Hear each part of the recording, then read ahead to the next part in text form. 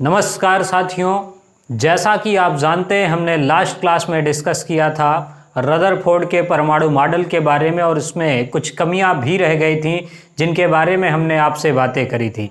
आज की जो क्लास है उसमें हम डिस्कस करने जा रहे हैं नील्स बोहर का परमाणु मॉडल यानी बोर के परमाणु मॉडल के बारे में, जहां से 2 से 3 सवाल हर साल छपते ही छपते हैं। इसलिए कंसंट्रेट होकर के देखिएगा और आज के लेक्चर में कुछ मैथमेटिकल कैलकुलेशंस यानी केमिस्ट्री के अंदर फिजिक्स का रूप देखने के लिए मिलेगा। तो आपको पूरी तरीके से भरपूर तरीके से तैयार रहना होगा अपनी पेन और कॉपी निकाल करके, ताकि आप चीज़ों का जवाब दे सके। ये नील्स बोहर वो आदमी है जिसने अपने गुरुजी की बेइज्जती को अस्वीकार करते हुए एक उसमें संशोधन करके कुछ पोस्टुलेट दिए और अपना मॉडल प्रस्तुत किया। और ये वो आदमी है जिसने आइंस्टीन को चैलेंज दिया था, और ये वो आदमी है जिसने प्लांक की क्वांटम थ्योरी और रिडबर्ग के फार्मूलों से मिला करके एक मॉडल तैयार किया। हालांकि कुछ दोष इसके अंदर भी देखने के लिए मिलेंगे, लेकिन बहुत सारी चीज़ों को इसने एक्सप्लेन किया। तो आइए शुरुआत करते हैं आज के इस क्लास की यानी कि बोहर मॉडल की। और मेरा नाम है कौशिक त्रिपाठी। स्वागत है आप सभी का आज की शानदार क्लास बोहर मॉडल में। तो आइए शुरुआत करते हैं। तो मैंने कहा आज हम पढ़ने वाले हैं बोहर का एटॉमिक मॉडल यानी कि बोहर एटॉमिक मॉडल। ठीक है, तो आप इसके बारे में यहाँ पर लिख देते हैं बोर का परमाणु मॉडल। आप इसके बारे में अच्छी तरीके से जानते होंगे। देखिए सन 1913 में ये जो बोहर है यानी कि बोर ये आया और इसने कुछ चीज़ें क्लैरिफाई करी जिसके कारण रदरफोर्ड क्या हुए थे, फेल हुए थे। इसने उन चीज़ों को ध्यान में रखा और अपना मॉडल प्रस्तुत किया। 1 सेकंड का टाइम दीजिएगा, मैं देख लेता हूँ चीज़ें क्लियर कट हैं, फिर आगे बढ़ेंगे और बहुत बेहतरीन तरीके से पढ़ने वाले हम चीज़ों को। जी हाँ, ठीक है, वेरी गुड। तो जो बोहर का परमाणु मॉडल है इसने 1913 में दिया। अब सवाल ये है कि जैसा बाकी लोगों ने कहा था कुछ वैसा ही पहला पॉइंट इसने कहा। इसने कुछ पोस्टुलेट दिए थे जो है नाभिक के परमाणु में एक न्यूक्लियस होगा यानी नाभिक होगा और नाभिक के चारों ओर इलेक्ट्रॉन चक्कर लगाएंगे और परमाणु जो है वो न्यूट्रल होगा यानी कि एटम इज न्यूट्रल। परमाणु जो है वो उदासीन होता है और उसके पास क्या होगा, एक न्यूक्लियस होगा। क्या होगा, न्यूक्लियस होगा यानी कि हमारे पास उसमें देखने के लिए एक नाभिक भी होगा और जो इलेक्ट्रॉन हैं वो नाभिक के चारों ओर क्या करेंगे, चक्कर लगाएंगे, नाभिक के चारों ओर घूमते हुए नजर आएंगे। अब ये बात तो आप कहेंगे कि ये बात तो रदरफोर्ड भाई साहब ने भी बोली थी, लेकिन इसने थोड़ा सा इसमें चेंज किया कि इलेक्ट्रॉन नाभिक के चारों ओर तो घूमेंगे लेकिन वो घूमने वाली जो रेडियस होगी वो निश्चित होगी। ऐसा नहीं होगा कि इलेक्ट्रॉन कहीं भी गोल गोल घूम जाए, तो निश्चित त्रिज्या के वृत्ताकार कक्षा में घूमते हैं। तो इलेक्ट्रॉन जो है वो निश्चित त्रिज्या के वृत्ताकार कक्षा में घूमते हैं। ये बात थोड़ी सी इसने ऐड करी, मतलब उसमें स्पेसिफिकेशन लाने का इसने काम कर दिया। ओहो, चलिए कोई बात नहीं। हाँ, तो इसने स्पेसिफिकेशन लाने का काम कर दिया किसने, बोहर ने। तो निश्चित त्रिज्या के वृत्ताकार कक्षा पर इलेक्ट्रॉन क्या करेंगे, घूमेंगे। अब दूसरी बात जो कही गई कि इलेक्ट्रॉन्स जिन कक्षाओं में घूमेंगे उनको हम बोलेंगे स्थायी कक्षाएं, मतलब स्टेशनरी ऑर्बिट बोलेंगे। यानी कि ये क्या होंगी, स्थायी कक्षाएं होंगी जिनमें इलेक्ट्रॉन घूम पाएंगे। और कौन सी स्थायी कक्षाएं हैं जिनमें इलेक्ट्रॉन घूम पाएंगे, तो तीसरी बात इसने बताई कि इलेक्ट्रॉन सिर्फ उन्हीं कक्षाओं में घूमेंगे जिनका कोणीय संवेग क्या होगा, कोणीय संवेग, जिनका कोणीय संवेग h/2π का पूर्ण गुणज होगा। मुझे बताइएगा एक बार, कोणीय संवेग आप जानते हैं इसको यल से प्रदर्शित करते हैं। यानी कि इसने जो बात कही है वो ये है कि नाभिक के पास एक न्यूक्लियस है और इलेक्ट्रॉन इसके चारों ओर सर्किल यानी कि वृत्ताकार कक्षा में घूम रहा है तो इसकी और इसके बीच की दूरी जो है वो एक फिक्स डिस्टेंस होगी। तो ये जो कक्षा है जिसमें इलेक्ट्रॉन घूम रहा है इसको हम बोलेंगे स्थायी कक्षा। और जब ये इलेक्ट्रॉन घूमेगा उसी कक्षा में जिसका कोणीय संवेग h/2π का क्या होगा, गुणज होगा, यानी जिसमें गुणज h/2π नहीं आ रहा है वहाँ पर इलेक्ट्रॉन बिल्कुल नहीं घूमेगा। इलेक्ट्रॉन जो घूमेगा वो सिर्फ और सिर्फ उसी ऑर्बिट में घूमेगा जिसका कोणीय संवेग यानी कि L बराबर h/2π होगा, या फिर कई बार आप इसको NH/2π देखते हैं, जहाँ पर n है एक पूर्णांक यानी कि n बराबर 1 2 3 4 के L m n। इसको इन्होंने इनकी एक ऊर्जा भी एक निश्चित करी। तो ये कहानी 3 पॉइंट आप अब तक देख चुके। इतना बताइए क्लियर है कि नहीं क्लियर है, फिर और आगे चलते हैं। हाँ, दिख रही हैं चीज़ें बिल्कुल सटीक। हाँ, अब आइए, तो h/2π का गुणज हो गया। अब चौथा जो पॉइंट इसने बोला बहुत ही बढ़िया बोला। क्या बोला कि जब भी ये इलेक्ट्रॉन रिवॉल्व करेगा तो इसको घूमने के लिए क्या चाहिए, अभिकेंद्र बल चाहिए। क्या चाहिए, अभिकेंद्र बल चाहिए।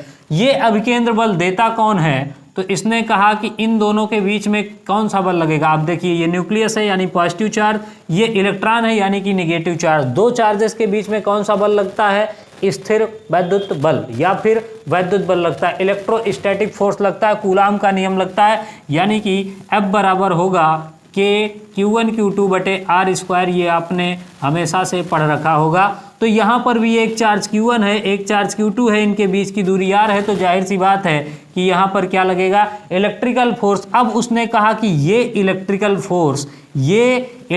फोर्स किसका काम आता है, इसको घुमाने में काम आता है, यानी कि F इलेक्ट्रिकल बराबर है F सेंट्रीपिटल के। अब इलेक्ट्रिकल का मतलब है कि Q1 का मान यहाँ पर देखिए Z परमाणु क्रमांक है, तो एक पर चार्ज E है, यानी कि ZE इंटू दूसरे वाला एक इलेक्ट्रॉन है उसका E/r² बराबर F सेंट्रीपिटल है, तो F सेंट्रीपिटल होता है mv²/r। बिल्कुल। तो ये चीज़ आपको याद रखनी है कि ये दोनों फोर्स क्या होते हैं, बराबर। कुछ भी भूल जाएं लेकिन ये ना भूलें और ये ना भूलें, ठीक है। अब बोहर ने बिल्कुल सारी चीज़ें क्लियर कट फिक्स कर दी कि इलेक्ट्रॉन सिर्फ उसी में घूमेगा। भाई साहब देखिए, आपके पास थोड़ा सा एग्जाम्पल ले रहा हूँ। मान लीजिए आप किसी कक्षा में गए और वहाँ पर बहुत सारी दीदी बैठी हैं। अब एक दीदी पे आपका मन आ गया तो आप उसी के अराउंड चक्कर लगाएंगे, ना कि सबके। तो सेम वही बात इसने कही है कि इलेक्ट्रॉन उसी कक्षा में घूमेगा जिसका एंगुलर मोमेंटम जो होगा वो NH/2π का गुणज होगा, ठीक है। और जो घुमाने के लिए बल कार्य करता है, जैसे आप एक डोरी पे पत्थर को बांध करके घुमाएं तो आप उस पर बल लगा रहे होते हैं, लेकिन वो पत्थर आपकी तरफ नहीं आ रहा होता। वो किस में आपका बल यूज हो रहा होता है, उसको घुमाने में। तो F इलेक्ट्रिकल जो होगा वो F सेंट्रीपिटल यानी कि अभिकेंद्र या फिर अपकेंद्र, आप जो भी मान लें, उसके क्या होगा, बराबर होगा, जो इसको बैलेंस करके रखता है और इधर की तरफ आने नहीं देता है। तो ये 3 पॉइंट हो गए आपके पास। यहाँ पर फार्मूले आपको जरूर से जरूर में ध्यान रखने हैं, ठीक है। तो जब भी इलेक्ट्रॉन घूमेगा तो F सेंट्रीपिटल बराबर होगा F इलेक्ट्रिकल के। ये बात हो गई तीसरी बात, ठीक है। अब इसके बाद जब भी इसने कहा कि इलेक्ट्रॉन घूम रहा होगा, यानी कि व्हाइल रिवॉल्विंग, जब इलेक्ट्रॉन क्या कर रहा होगा, चक्कर लगा रहा होगा, तो ना तो वो ऊर्जा का उत्सर्जन करेगा और ना ही ऊर्जा का अवशोषण करेगा। While revolving no energy released, ठीक है ना। मतलब किसी भी प्रकार की कोई ऊर्जा ना तो वो रिलीज करेगा और ना ही गेन करेगा।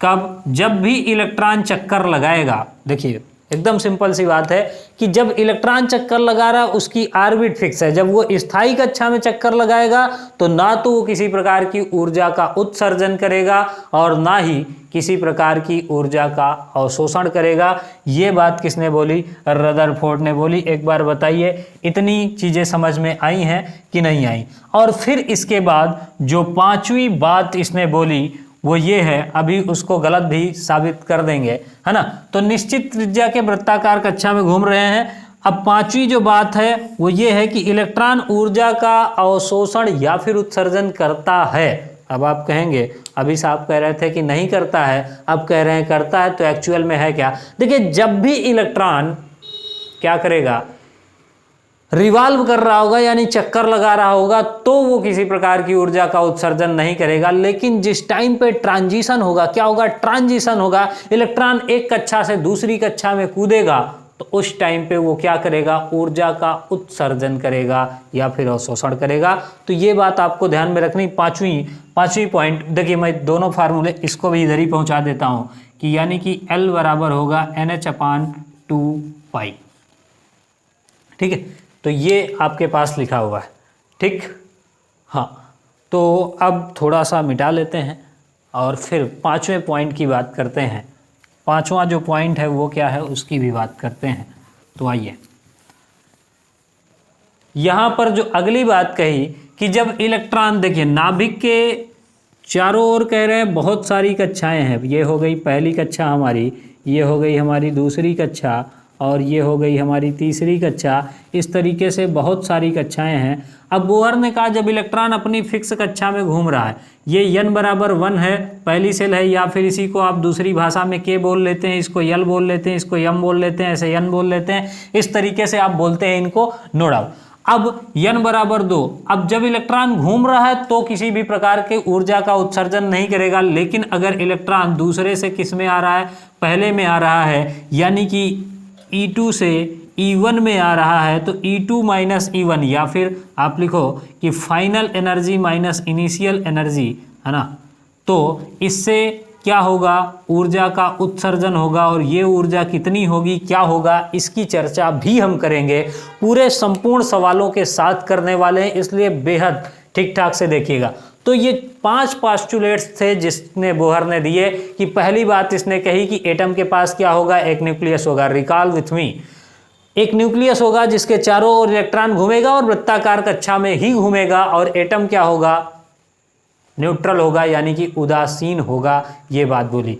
दूसरी बात इसने बोली कि बहुत सारी कक्षाएं प्रेजेंट होंगी, लेकिन इलेक्ट्रॉन उन्हीं में घूमेगा जिनके लिए उसका एंगुलर मोमेंटम यानी कि कोणीय संवेग h/2π का पूर्ण गुणज होगा। सभी कक्षाओं में इलेक्ट्रॉन नहीं घूम सकता है। तीसरी बात बोली कि जब ये इलेक्ट्रॉन उन कक्षाओं में घूम रहा होगा जिनका कोणीय संवेग h/2π का गुणज है, तो उनमें ना तो ये ऊर्जा का उत्सर्जन करेगा और ना ही ऊर्जा का अवशोषण करेगा, यानी कि किसी भी प्रकार की ऊर्जा का उत्सर्जन नहीं होगा।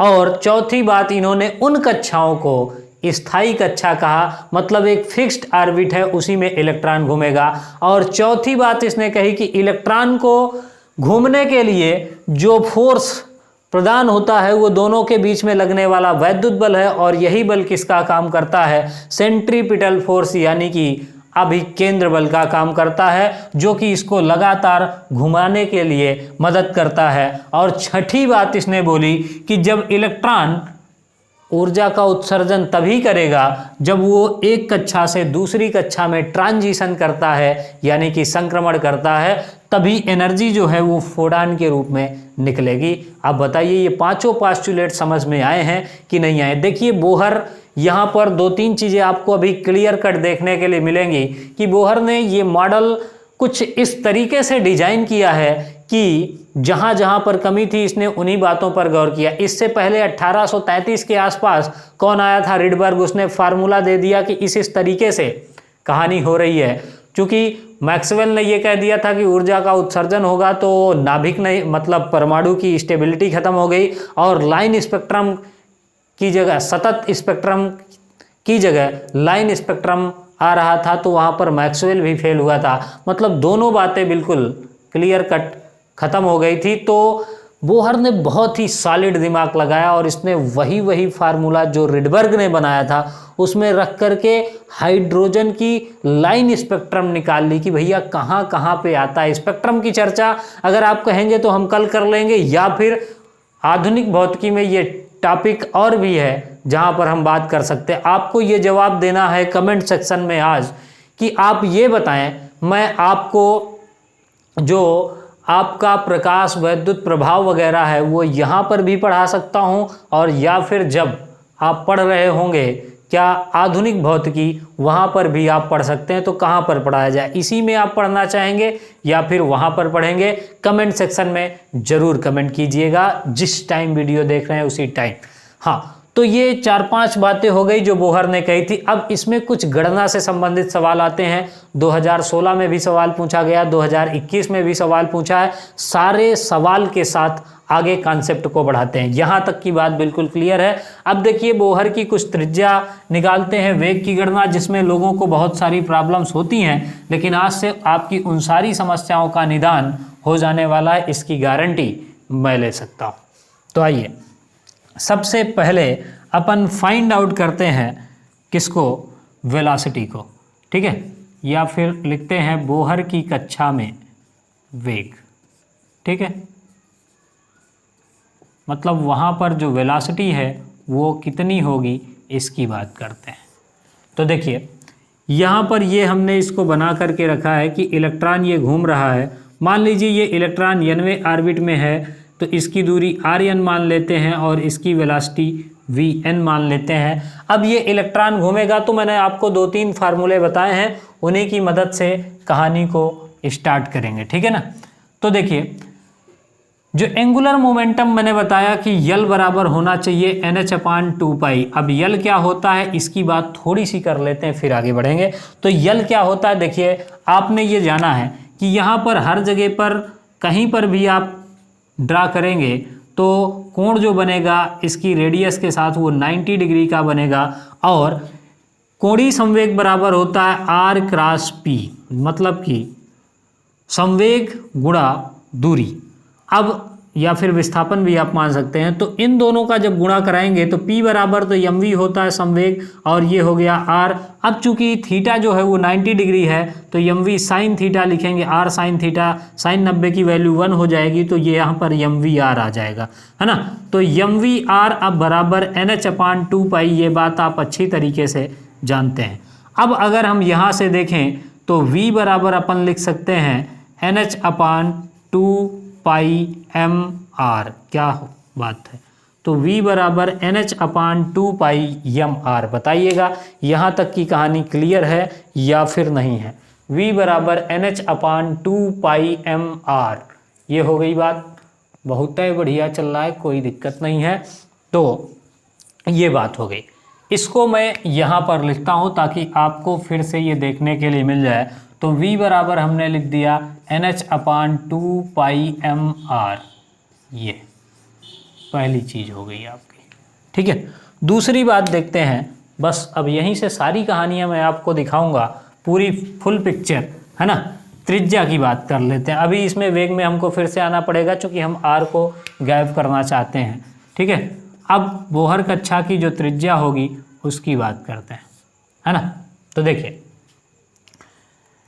NH v बराबर NH/2πmr है, और इसके बाद आपने ये दिखा है कि mv²/r बराबर है kZe²/r² के, है ना।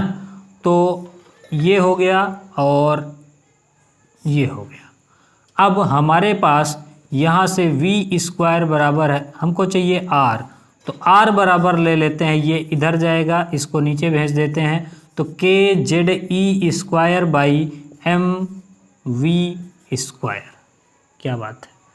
अब mv की जगह अपन रख सकते हैं, mv² की जगह क्या रख, v² की जगह v की वैल्यू रखेंगे, तो kZe²/m इंटू v², यानी कि n² h² डिवाइडेड बाई 2 का स्क्वायर करेंगे तो 4π² m² और r²। क्या बात है, इतना होगा या फिर नहीं होगा। अब जब हम इसको ऊपर भेज देंगे तो यहाँ से r बराबर हो गया हमारे पास kZe² इंटू 4π² m² r² बटे M square N square H square M N H square, ठीक है।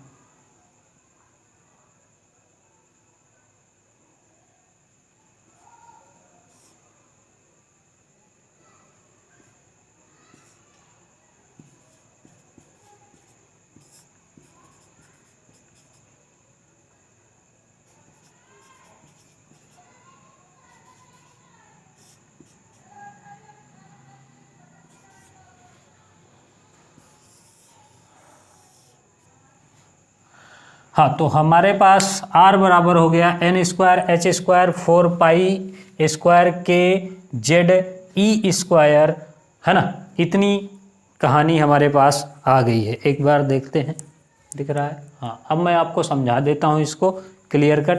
तो देखिए, हमने यहाँ से निकाला r बराबर K Z E square M V square, ये आ गया हमारे पास।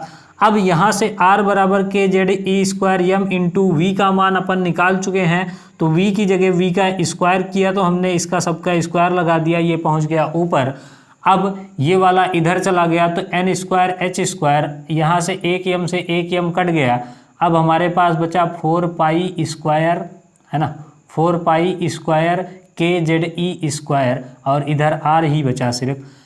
अब इतनी बड़ी वैल्यू को याद कौन करेगा? तो आप देखिए इसमें बहुत सारे कांस्टेंट है। अब आपके काम की चीज़ 100% आई है, और वो ये है कि यच जो है वो प्लांक कांस्टेंट है, जो कि नियत है 4 तो नियत है, ये पाई का मान भी नियत है, के ये यहाँ वाला कांस्टेंट है जिसको आपने पढ़ा होगा, के बराबर होता है 1/4 पाई एप्सिलॉन 0, और इसकी वैल्यू होती है 9 × 10⁹ होती है।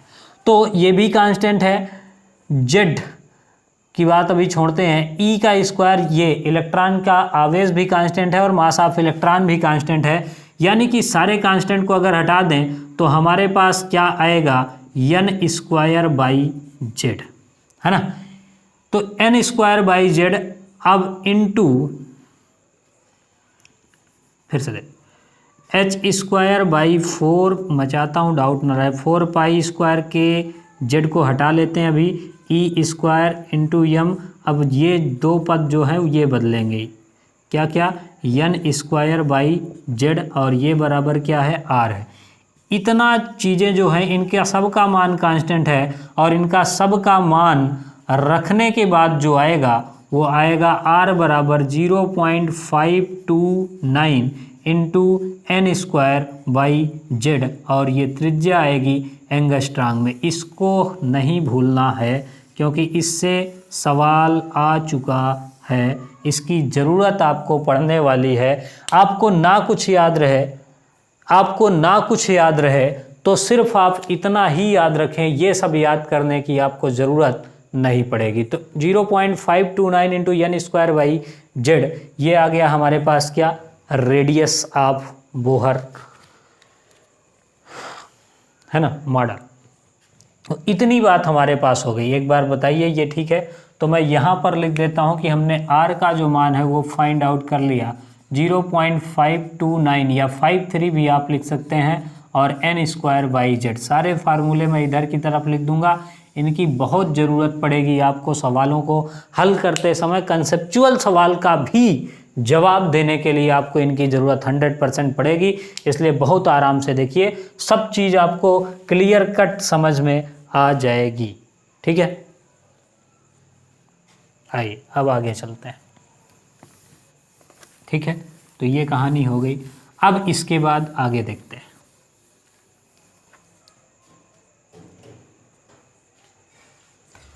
तो V बराबर है हमारे पास NH/2 pi m into R. ठीक है, तो V बराबर होता है NH/2 pi m into are का मान अभी आपने देख लिया था क्या, कि n square H square upon 4 pi square K square Z M E square. क्या यही था? आप बताइए, एक बार मिला लीजिए। तो r का जो मान है वो n square H square 4 pi square M के, के ऊपर भी स्क्वायर लगा, जेड ई स्क्वायर। ठीक है, ये वाली वैल्यू चली जाएगी ऊपर, तो v बराबर आएगा NH4 pi square K Z M E square by 2 pi M into n square h square. ठीक है, हाँ अब देखिए एक एन से एक एन की कहानी ख़त्म, एक एच से एक एच की कहानी ख़त्म, पाई से पाई ख़त्म, 2 से 2 ख़त्म, तो यानी कि v बराबर हुआ 2k Z M E square by, अच्छा यम से यम भी ख़त्म हो गया तो यम को भी ख़त्म कर लेते हैं, अपान n इंटू एच। अब देखिए इसमें जो कांस्टेंट वाली चीज़ें उनको बाहर करें तो 2k जेड को हटा लेते हैं, E square by H into Z by N, है ना। तो यानी कि जो वेलोसिटी आई हमारे पास वो डायरेक्टली प्रोपोर्शनल है किसके, जेड बाई एन के। और जब जेड बाई एन के ये डायरेक्टली प्रोपोर्शनल है तो ये जेड बाई एन के प्रोपोर्शनल है। अच्छा इसमें पाई भी देखिए एक रह गया है ना, हाँ 2 पाई के जेड ई स्क्वायर, तो यहाँ पर एक पाई बना लेते हैं। तो अब इसकी वैल्यू, ये पूरा कांस्टेंट है, अगर आप इसकी वैल्यू को रखेंगे तो ये आएगा v बराबर 2.1866 into Z into 10 to the power 6 और इंटू जेड बाई एन। ये आपको याद रखना है, शॉर्टकट है वेलोसिटी वेलोसिटी के लिए। ठीक है, 2.18 into 10 to the power 6 Z by N metre per second. तो यहाँ पर इसको भी लिख देता हूँ कि वेलोसिटी बराबर आपको याद रखना है 2.18 इंटू 10 की power 6 into Z by N. ये बात हो गई आपके लिए, तो इसको भी याद रखना। सिर्फ फार्मूले याद रखेंगे, कॉन्सेप्ट मैं इसलिए बता रहा हूँ ताकि आप समझ पाएँ कि ये चीज़ें आई कहाँ से हैं, तो कॉन्सेप्चुअल सवाल अगर बने तो भी आप बता पाए। तो हमारे पास त्रिज्या हो गया, वेग हो गया, बस एक चीज़ और बचा है, दैट इज एनर्जी। क्या बचा है, एनर्जी। एनर्जी को भी देखना ज़रूरी है क्योंकि उसके बिना काम आपका चलेगा नहीं। तो आइए एनर्जी की बात करते हैं। तो देखिए एनर्जी जो होता है, टोटल एनर्जी जो होती है किसी भी सिस्टम की, उसका मतलब है kinetic energy plus potential energy, है ना। अब देखिए ये हमारे पास नाभिक है और इस नाभिक पे ये इलेक्ट्रॉन इस कक्षा में रिवॉल्व कर रहा है। इलेक्ट्रॉन जब रिवॉल्व कर रहा है यहाँ पर मान लीजिए, तो इसकी जो दूरी है वो कितनी है, r है। तो सबसे पहले इलेक्ट्रॉन के पास वेलोसिटी है, तो आपको ये तो दिख ही रहा है कि इलेक्ट्रॉन के पास कौन सी ऊर्जा है, काइनेटिक एनर्जी, और काइनेटिक एनर्जी का फार्मूला होता है हाफ mv स्क्वायर। ये बात आप जानते हैं। क्या यहाँ पर पोटेंशियल एनर्जी दिख रही है, तो आप जानते हैं कि जहाँ भी दो चार्जेज आते हैं तो उनके बीच में क्या होती है, पोटेंशियल एनर्जी होती है। और पोटेंशियल एनर्जी के लिए हमको जो फार्मूला रखना पड़ता है वो विथ साइन रखना पड़ता है, यानी कि पोटेंशियल एनर्जी बराबर होगा क्या, Q1 Q2 विथ साइन, है ना, प्लस माइनस जो भी है अपान r। ठीक है, तो K Q1 Q2 अपान r ये होता है। ठीक, असाइन के साथ। तो आइए अब देखते हैं, काइनेटिक एनर्जी का फार्मूला हो गया हाफ mv स्क्वायर। क्या हो गया, half mv square, plus potential energy का फार्मूला हो गया K। अब देखिए यहाँ पर आवेश कितना होगा, Z इंटू ई, तो K ZE इंटू ई। अब लेकिन ये वाला पॉजिटिव है, ये वाला निगेटिव, तो यहाँ पर क्या आएगा, माइनस अपान r। तो ये हो गई दोनों बातें हमारे पास। ठीक है, अब मुझको लगता है काइनेटिक एनर्जी में आपको अलग बता दूं, पोटेंशियल एनर्जी में आपको अलग बता दूं, ताकि दोनों चीज़ें क्लियर कट हों और फिर दोनों को जोड़ दें तो टोटल एनर्जी हमारे पास आ जाएगी, है ना। तो काइनेटिक एनर्जी हो गया और पोटेंशियल एनर्जी हो गया। हाँ, तो हमारे पास देखिए मैं पोटेंशियल एनर्जी आपको अलग बता दे रहा हूँ और काइनेटिक एनर्जी अलग, फिर दोनों का सम कर लेते हैं। तो पोटेंशियल एनर्जी का मतलब है कि K ZE into minus E upon R, यानी कि माइनस का K Z E square upon R, ये हो गई आपकी क्या, पोटेंशियल एनर्जी। काइनेटिक एनर्जी देखिए होता है फार्मूला 1/2 mv², ये होता है। अब अगर आप देखें तो बोहर का पोस्टुलेट जो है वो ये कहता है कि mv² अपान आर बराबर होगा किसके, K Z E square upon R के, आर स्क्वायर के, ठीक है। तो एक आर से एक आर अगर मार दें तो यहाँ पर mv² बराबर हमको मिल जाएगा K Z E square by R, ये प्लस का है। तो काइनेटिक एनर्जी जो आई हमारे पास वो 1/2 mv² की जगह रख दें K Z E square by R. बहुत साधारण तरीका बताया, और भी बहुत सारे तरीके आपके पास हो सकते हैं, ठीक है। अब अगर आप देखें तो टोटल एनर्जी की बात कर लेते हैं थोड़ा सा। टोटल एनर्जी क्या होगी बस, तो टोटल एनर्जी ये दोनों है, देखिए तो काइनेटिक एनर्जी यानी half K Z E square by R, यही है, half K Z E square by R. अब इसके बाद प्लस पोटेंशियल एनर्जी है माइनस का K Z E square by R, देख लीजिए K Z E square by R. अब देखिए ये वाला एक है, ये वाला आधा है, तो घटाएंगे तो आधा आ जाएगा, मतलब half K Z E square by R, लेकिन माइनस वाला आएगा तो ये हो जाएगी इसकी टोटल एनर्जी, ठीक है।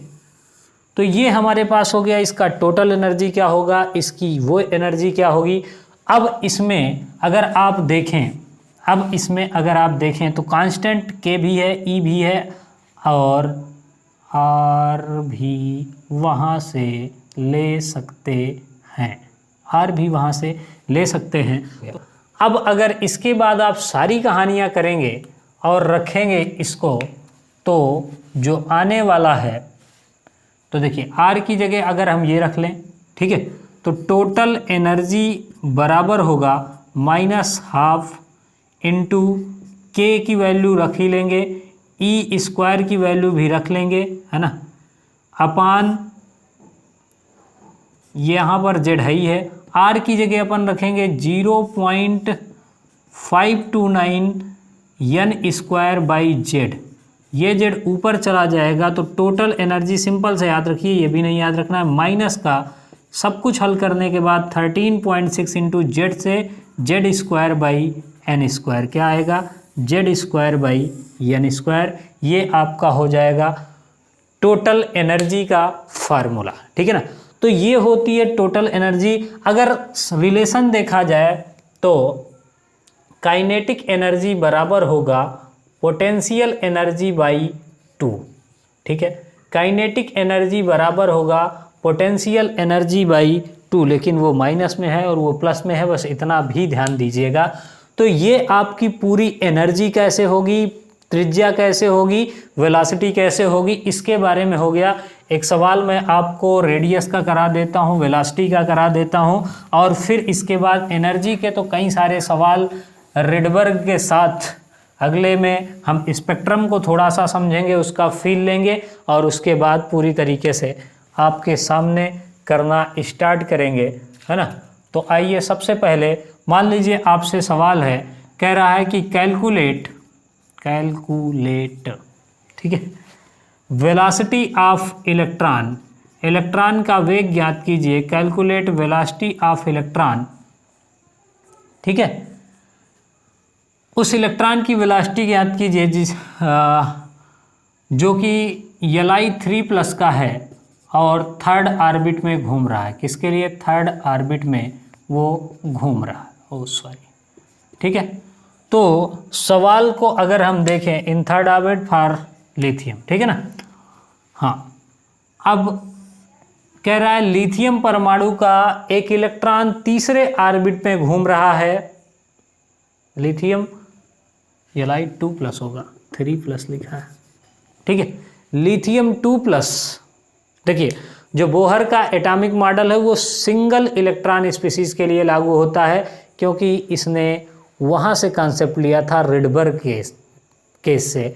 तो ये सिंगल इलेक्ट्रॉन तक यूजफुल है। अब सिंगल इलेक्ट्रॉन का मतलब हुआ कि या तो हाइड्रोजन नहीं हुआ तो हीलियम में 1 प्लस लगाओ तो भी 1 इलेक्ट्रॉन बचेगा, या फिर लिथियम में 2 प्लस कर लो, बेरिलियम में 3 कर लो, इसी तरीके से बढ़ाते हुए चले जाएं तो यानी 10 प्लस इस तरीके से होगा।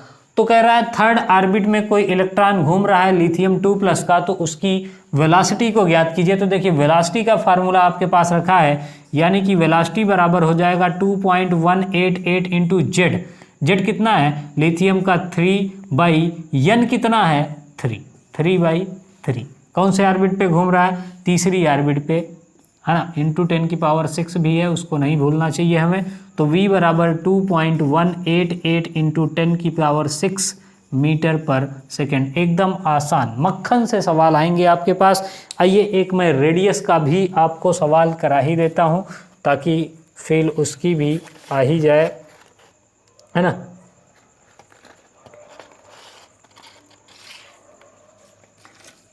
ठीक है, हाँ तो मिटा लेते हैं इसको।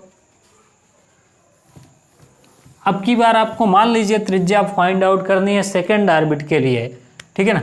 कौन सा ऑर्बिट दिया, सेकेंड ऑर्बिट, क्या निकालनी है, रेडियस यानी कि त्रिज्या निकालनी है, और जो एटम आपको दिया वो He2+ है। आइए देखते हैं। तो देखिए रेडियस का फार्मूला है 0.529 इंटू n स्क्वायर। n कितना है, सेकेंड ऑर्बिट है, तो यानी कि 2 का स्क्वायर बाई जेड, यानी कि हाँ 2। तो r बराबर 0.529 इंटू 4/2, यानी कि ये 2 हो गया। 2 9 18, 2 दूना 4, 1 5 और 2 पंचे 10। कितने अंक पे, 3 अंक पे, यानी कि 1.058। और ये आंसर आएगा एंगस्ट्रॉम में, तो ये भी आपको ध्यान देना है, ठीक है। तो ये आंसर आएगा, यहाँ पर मात्रक लिख ही देते हैं नहीं तो बाद में गड़बड़ हो। यहाँ पर एंगस्ट्रॉम, यहाँ पर मीटर पर सेकेंड, ठीक है। तो इस तरीके से आप निकाल सकते हैं। वैसे इसके सवाल अगले लेक्चर में हम लोग करने वाले हैं, जिसमें मैं आपको एक कक्षा से दूसरी कक्षा में इलेक्ट्रॉन जाएगा तो कितनी ऊर्जा का उत्सर्जन करेगा ये भी बताएंगे। साथ ही साथ अगर आप कहेंगे तो जो मैंने प्रकाश विद्युत प्रभाव वगैरह की बात की है और स्पेक्ट्रम की, वो भी उसी क्लास में समझा दिया जाएगा। तो यहाँ तक की कहानी आपकी बोहर के जितने भी प्रीवियस ईयर क्वेश्चन है प्लस 1-2 जो नए क्वेश्चन बन सकते हैं वो दोनों नेक्स्ट क्लास में होने वाले हैं। तो आप सभी लोग कनेक्टेड रहिए और बहुत ही जल्दी सारी क्लासेस रेगुलर मिलेंगी, क्योंकि अभी आपकी एग्ज़ाम डेट कम से कम 2 महीने बाद ही होगी। कई सारे लोगों ने सवाल पूछा भी था, तो उसको ध्यान में रखते हुए आपके कोर्स की सारी चीज़ें कंफर्म करा दी जाएंगी। तो आज के लिए यहीं तक रखते हैं, मिलेंगे अगली क्लास में, तब तक के लिए धन्यवाद। Happy learning.